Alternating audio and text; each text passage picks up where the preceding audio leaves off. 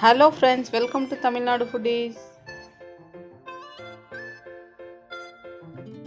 இந்த வீடியோவில் நம்ம என்ன பார்க்க போகிறோம்னா மஷ்ரூம் கீ ரோஸ்ட் எப்படி செய்யுதுன்னு பார்க்க போகிறோம்.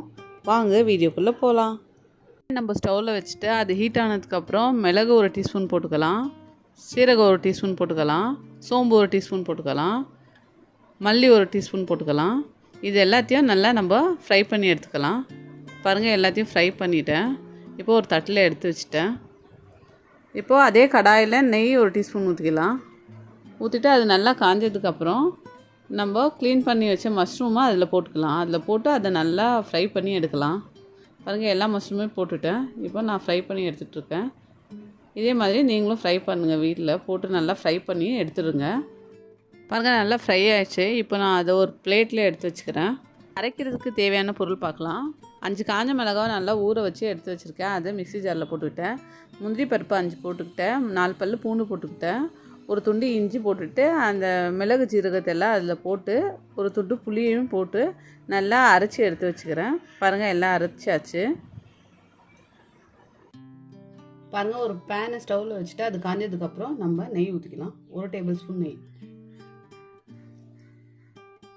நல்லா காஞ்சிருச்சு. இப்போ அரைச்சி வச்ச பேஸ்ட் போட்டுக்கலாம்.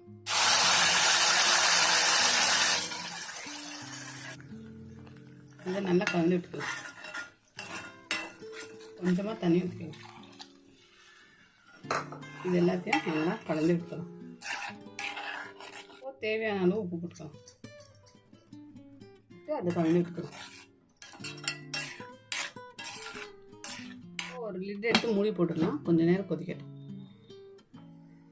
இப்போ நம்ம ஓப்பன் பண்ணி பார்க்கலாம். பாருங்கள், நல்லா கொதிச்சிட்ருக்கு. இப்போது ஃப்ரை பண்ணி வச்ச மஷ்ரூம் போட்டுக்கலாம்.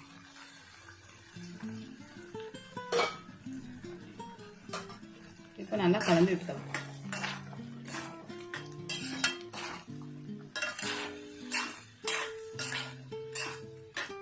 இப்போ எல்லாம் கலந்து விட்டாச்சு. ஒரு லிட் எடுத்து மூடிடலாம். ஒரு 5 நிமிஷத்துக்கு மஷ்ரூம் நல்லா வேகட்டும். வெந்ததுக்கப்புறம் ஓப்பன் பண்ணி பார்க்கலாம்.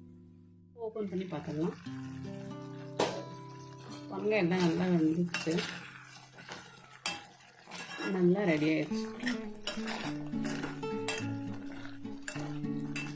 மஷ்ரூம் கீ ரோஸ்ட் ரெடி ஆயிடுச்சு.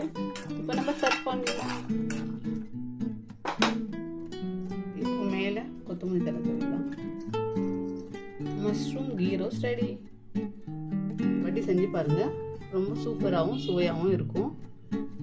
பாருங்க, நான் சாப்பிட்டு பார்க்குறேன். ரொம்ப நல்லா இருக்கு. ரொம்ப சூப்பராக இருக்கு. நீங்கள் இந்த மாதிரி ஒரு வாட்டி வீட்டில் ட்ரை பண்ணி பாருங்க. ஹலோ ஃப்ரெண்ட்ஸ், இந்த வீடியோ பிடிச்சிருந்தா லைக் பண்ணுங்க, ஷேர் பண்ணுங்க, கமெண்ட் பண்ணுங்க. தமிழ்நாடு ஃபுடீஸ் சேனலுக்கு சப்ஸ்கிரைப் பண்ணுங்க. தேங்க்யூ.